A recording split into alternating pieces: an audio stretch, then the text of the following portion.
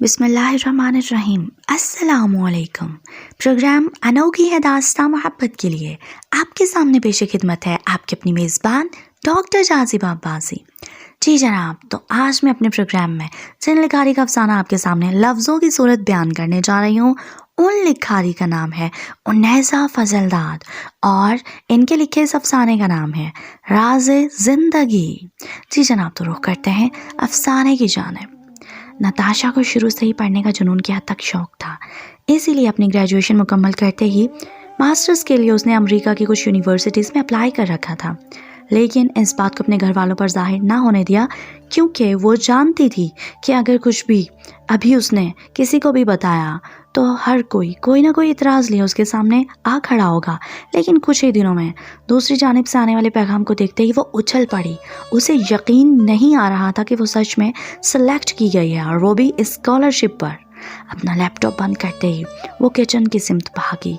अम्मी अम्मी अम्मी, अरे बेटा आराम से। अम्मी, नताशा अम्मी का हाथ पकड़े मारे खुशी के झूमने लगी। अरे भाई, मैं गिर जाऊंगी। अम्मी, आज मैं बहुत खुश हूँ, बहुत ज़्यादा खुश। क्यों भाई, ऐसा क्या हो गया जो मेरी बेटी आज इतना ज़्यादा खुश है? नताशा की अम्मी वापस अपने काम में मसरूफ़ होते हुए सवालिया नज़रों से उसकी जानिब देखते हुए बोली। अम्मी वो, हाँ बोलो आगे।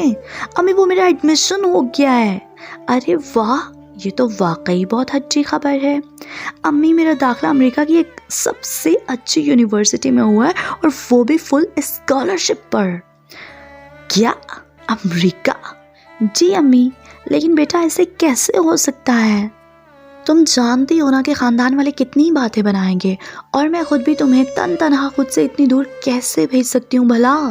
अम्मी प्लीज़, ये मेरा ख्वाब है। आप जानती हैं ना कि मैं बचपन से ही बाहर जाकर पढ़ना चाहती हूँ, और वापस आकर आपका और बाबा का सर फ़ख्र से बुलंद देखना चाहती हूँ। प्लीज़ माँ, मुझे जाने दे प्लीज़। अब वो हाथ जोड़े इल्तिजा करने लगी थी।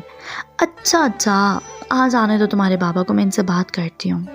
लव यू माँ। आपको पता है, आप दुनिया की सबसे हसीन और सबसे प्यारी अम्मी जी है मेरी। नताशा बच्चों की तरह अपनी माँ से लिपटे हुए बोली। रात 8 बजे। वलीद साहब? हाँ बोलो राशिदा, वो आपसे एक बात करनी थी। हाँ कहो, मैं सुन रहा हूँ। वो अपनी ऑफिस की फ़ाइल को हाथ में लिए हुए बोले। वो नताशा का एडमिशन हो गया और अब वो यूनिवर्सिटी जाना चाहती है। हाँ ज़रूर जाए, मैंने कब रोका है इसे। वो दरअसल इसका दाखिला अमेरिका की यूनिवर्सिटी में हुआ है, और वो वहाँ जाने की इजाज़त मांग रही है। और क्या आप जानते हैं, हमारी बेटी को वहाँ से स्कॉलरशिप भी मिल रही है। कितने फ़ख्र की बात है ना वलीद साहब। लेकिन राशिदा, हम अपनी जवान जान बच्ची को खुद से इतनी दूर कैसे भेज सकते हैं, वो भी एक अनजान मुल्क में? और क्या तुम वहाँ के माहौल से ना आशना हो? नहीं, आप बिल्कुल दुरुस्त कह रहे हैं, लेकिन मुझे अपनी बच्ची पर पूरा यकीन है। क्या आप नहीं जानते कि वो दीन से किस कदर लगाव रखती है? हर वक्त अल्लाह की याद में मसरूफ़ रहती है, नमाज़ें पढ़ती है, इबादतें करती है, और इससे बढ़कर वो अल्लाह की बताई हुई हुदूद को बखूबी जानती हैं।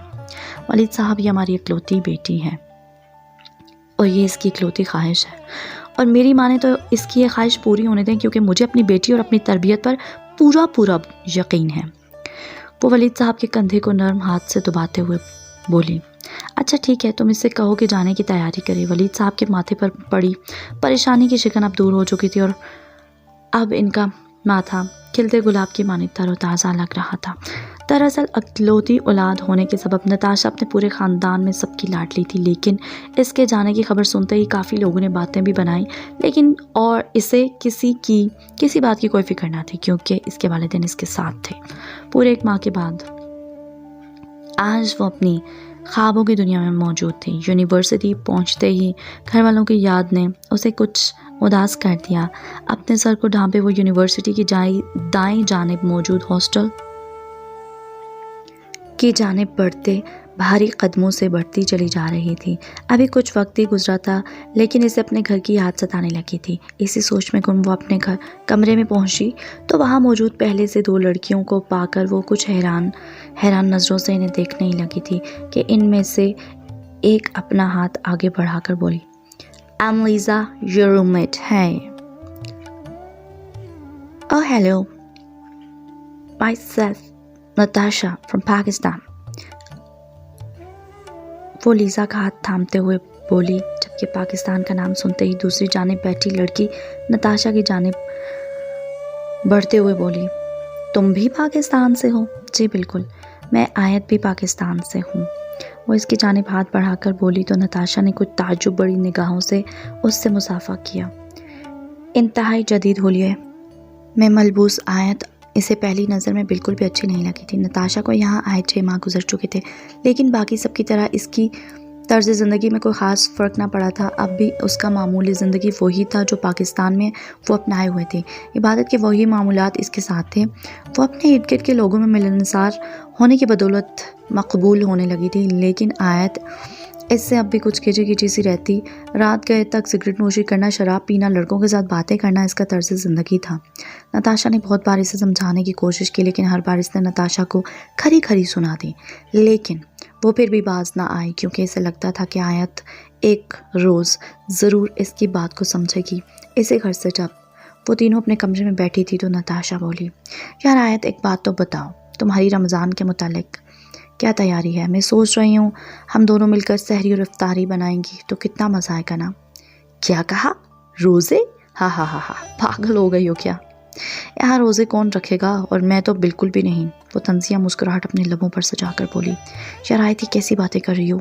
रोज़े तो हम पर फ़र्ज़ है ना, और रमज़ान का महीना तो वैसे भी अल्लाह की तरफ से अता करता बरकतों और रहमतों को समेटने वाला महीना है। तुम क्या कहना चाहती हो नताशा? क्या मैं गुनाहगार हूँ और तुम नेकोकार हो?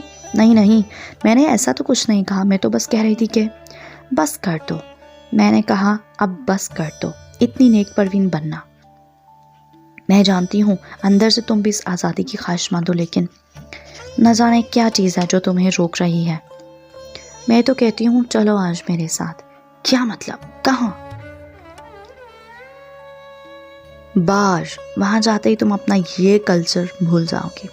तौबा करो आयत, कैसी बातें कर रही हो तुम? अल्लाह की तय करदा हुदूद से आगे बढ़ने का मतलब और इस पर मिलने वाली सज़ा से क्या तुम नावाकिफ़ हो? उफ़, तुम्हें कैसे समझाऊँ मैं? मेरी जान की ज़िंदगी जवानी फिर लौट कर नहीं आएगी। इसे खुलकर जियो, बाद में मांग लेंगे माफ़िया। यार तुम वाकई में बहुत आगे बढ़ चुकी हो, इतना आगे जहाँ से वापसी शायद मुमकिन नहीं, लेकिन मैं फिर भी तुम्हारी वापसी की दुआ करूँगी। उम्मीद है कि वो रब मुझे मायूस नहीं लौटाएगा, और वैसे भी इस माह मुबारक में की गई दुआएं कभी रद्द नहीं होती। वो हमदर्दाना बोली, ओके तुम्हारी मर्ज़ी, मैं तो जा रही हूँ बाहर डेविड मेरा इंतज़ार कर रहा है। वो शायद वहाँ से चली जाना चाहती थी, इसलिए डेविड का बहाना बनाकर वहाँ से उठ खड़ी हुई बाहर की सिमत बढ़ी, लेकिन बाहर खड़े होने के बावजूद अब भी इसके कानों में नताशा के अदा करता जुमले गूंज रहे थे, आखिरत, जज़ा, सज़ा। रमज़ान यूं ही गुजरने लगा। सहरी और इफ्तारी में इसका दिन अम्मा अब्बा से फ़ोन पर बात करते गुजरता। वो इनके साथ ना होते हुए भी इनके साथ थी, जबकि लीज़ा इस दौरान नताशा की अदायगी इबादत से बहुत मुतासिर होने लगी, इसलिए वो एक रोज़ इसके साथ बैठे हुए बोली, नताशा ये सब क्या है? तुम आजकल ये क्या कर रही हो? मुझे भी बताओ, मैं जानना चाहती हूँ। नताशा इसके सवालों पर मुस्कुराते इसे इसकी ज़बान में कहने लगी, यार लीज़ा, ये इफ्तारी है, आजकल रोज़े चल रहे हैं ना, और क्या तुम जानती हो कि रोज़े रखने से कितना सुकून मिलता है? वाकई में अपने रब से बात करने का मज़ा ही कुछ और है। इसकी शान इतनी निराली है कि हम लफ्ज़ों में इसे बयान नहीं कर सकते, और इससे भी बढ़कर कि ये हमें एक और मौका देने की गर्ज से इसने हमें ये महीना अता किया है, मग़फ़िरत का महीना, रहमतों भरा महीना। लीज़ा, जो पिछले आधे घंटे से नताशा की बातें सुन रही थी, अचानक बोली, लेकिन ऐसा कैसे हो सकता है जबकि यहाँ तो कोई खुदा नहीं? ये कैसी बात कह दी तुमने? वो रब बारी ताला है, तो जिसके आसरे पर ये पूरी कायनात खड़ी है। अब तुम ही बताओ, क्या ये निज़ाम ऐसे ही चल रहा है? नहीं, कतई नहीं, बल्कि इसको चलाने वाला मेरा रब है, जो तुम्हारा भी रब है। नताशा मुस्कुराहट भरे चेहरे से उसे देखते हुए बोली। आखिरी जुमले में मौजूद लफ्ज़ मेरा रब लीज़ा के दिलो दिमाग पर एक गैर मामूली असर कर गया था। हाय डेविड, कैसे हो? आयत डेविड के पास खड़ी मुस्कुराते हुए बोली, मैं ठीक हूँ मेरी जान। वो आयत का माथा चूमते हुए बोला, चलो हमारे साथ اپنے دوستوں کی جانب اشارہ کرتے ہوئے وہ بولا، ہاں کیوں نہیں، میں تیار ہوں، چلتے ہیں۔ وہ ہاتھ میں شراب کا کین لیے بولی۔ وہ نہیں جانتی تھی کہ آج رات وہ کس درندگی کا شکار ہونے والی تھی۔ ڈیوڈ اپنی گاڑی میں اسے ساتھ لیے ایک گھر کے سامنے رک گیا۔ وہ حیران کن نظروں سے گھر کو دیکھنے لگی۔ گھر کے اندر پہنچتے اس پر انکشاف ہوا کہ ڈیوڈ نے اسے چند درندوں کے ہاتھ فروخت کر دیا۔ وہ سب کچھ ہی دیر میں اس کے سامنے موجود ہوں گے۔ یہ سنتے ہی اس نے کمرے کو اندر سے بند کیا اور زاروں قطار رونے لگی۔ یہ اس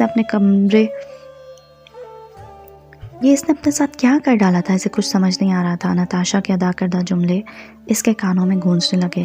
آیت جو اللہ کی حدود کو پامال کرتا ہے تو اس کے لیے سخت عذاب تیار ہے۔ میں دعا کروں گی کہ تم اس عذاب کے آ لینے سے قبل سنبھل جاؤ۔